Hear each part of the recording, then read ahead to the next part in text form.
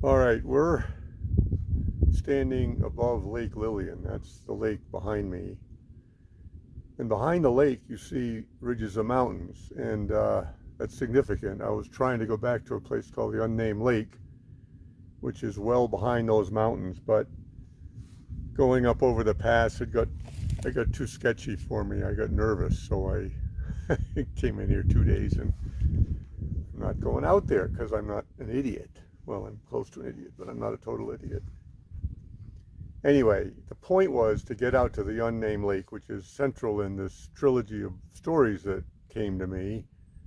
The first one's called Strongheart, the second one's called Adrift, and the third one's called Totem. Strongheart was published in 2017 and Adrift in 2018, and I finished Totem, but COVID came, and so it's been delayed, but I think it'll be out soon.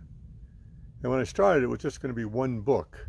I wanted to write something about the park, Olympic National Park, where I am now. And I wanted to write something about this ancient legend that almost all native people, first peoples of North America have, which is that they've always been here. They didn't come over on the land bridge 12,000 years ago.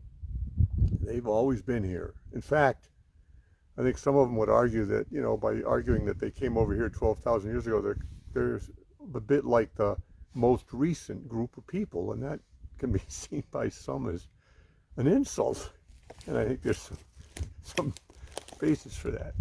So there's a strong legend that they've always been here, but there's really no evidence of humans in North America more than 20,000 years ago. It's 12,000 years ago it's now about 15.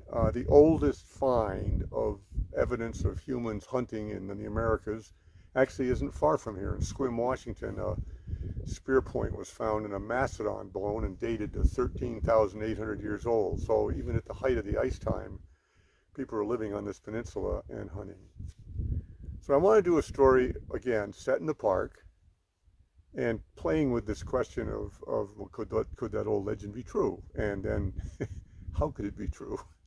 And that embarked years of research and analysis and thinking and talking to people. And anyway, the book came out of this. It appeared. I had not much to do with it, actually, I feel. And so I wrote the first book. It's about an ornery 13-year-old girl who fetches up on her grandfather's door, and he doesn't even know he has a granddaughter. And they take her with them on a camping trip into the park to see his grandfather's grave. And along the way, she sees something, and they don't believe her, and they're taking her out in the woods to teach her something about life and grit, and she ends up teaching them. And they have a great adventure.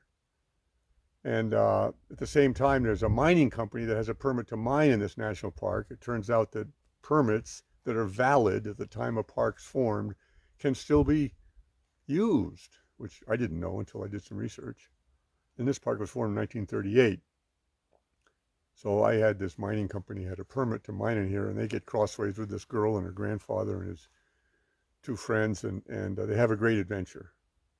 And after the story ends, I wanted to keep going. The story kept talking to me, so I did another one called Adrift, set a few months later, set in the Gulf of Alaska and on this peninsula. And one of the characters in the first book, William, who's a native person, um, he's a sailor.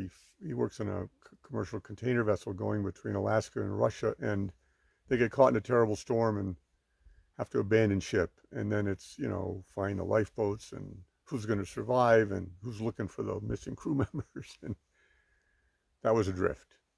And then the third book, Totem, set the following summer back in the park, same mining company, pretty much the same group of people, a few different ones, and they get right down to it. And there's a lot of loose ends or mysteries in the first couple of books that all get resolved. So those are the books. And um, and central in the book, because I found it on a map, is this place called this unnamed lake below Windfall Peak. And I wanted to go out there for years. I made several trips trying to get out there. And this trip, I got up here to Lake Lillian in some beautiful, beautiful weather. It's October 1st today, actually. And I got out here, and I was going to take today to go out and try to see that lake. But I went up the trail to the pass, and it was real sketchy, real slippery, really steep. and I'm not 20 anymore, and I can't bound around like a goat. And I got nervous, so I decided that rather than calling a rescue crowd for me somewhere out in the middle of nowhere, I'll bag it, call it good. At least I tried, and I wanted to take a picture of the unnamed lake, or even draw it so to put in the books. But the lake exists. It's a critical part of the stories, and it's a important part of the stories. And if you're younger than I and stronger than I and have more of a will, maybe you can go out to the unnamed lake. But I didn't make it. Now I want to get back. So anyway, it's just beautiful out here, and